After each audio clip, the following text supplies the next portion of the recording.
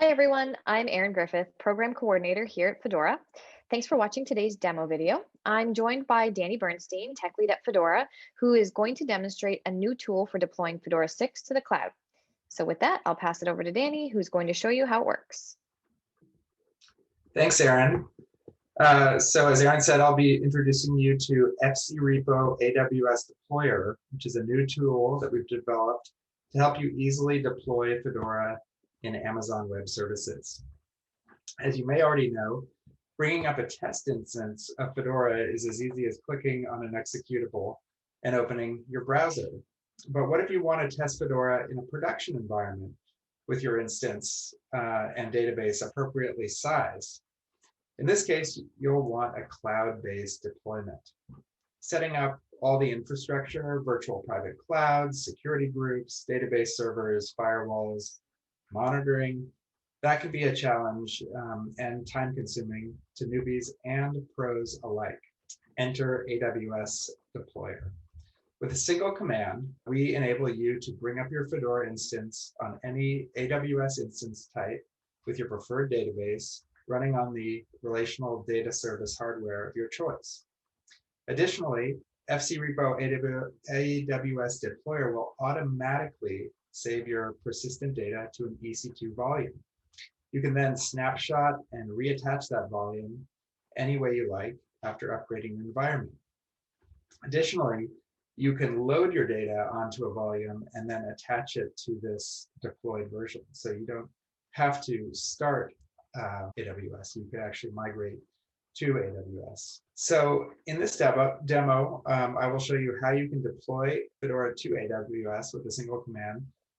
But before we go any further, just a note, this demo assumes that you've already got an AWS account set up and you've installed Terraform, which is a widely used open source tool for executing cloud deployment scripts. Once launched, we will then tour the AWS console where I'll show you how Fedora is deployed. We'll then journey onto the running instance itself and look at the data on the mounted volume. And finally, I'll show you how you can update your environment without losing your existing data. Our initial deployment, this is the default deployment, is 8 GB volume. We have a micro RDS instance and a T3 small EC2 instance. So the idea here is when you get up and going, you probably want to be running on minimal hardware to control your costs. So here you see my terminal, and in my terminal, I've already preloaded the command. To run this, I just simply press enter, and you can see that the script will begin to run. After 5 minutes, this should complete, and then what you should have is a deployed Fedora. So just going to pause for a moment, and then we're going to take a look at that in AWS. So you should be able to see my AWS console here. And let's just take a look at what happened. We have this fcrepo staging environment with our Elastic Beanstalk instance, okay? I'm going to click on that so you can see this is that it was all deployed successfully. If we want to look at the Fedora instance itself, we can just open to a new tab, and I'm going to type in fcrepo because that's the context root. I'm going to sign in. And let's just take a look at this here. Okay, so there is my Fedora endpoint. And let's just create a test resource for fun. And we're going to call it test. All right. So going back to AWS, you can see we have this Elastic Beanstalk instance. If we go to EC2, we can see that we have a T3 small instance type. And then over here in volumes, if we look at the most recently created volume, we can see it's this one here.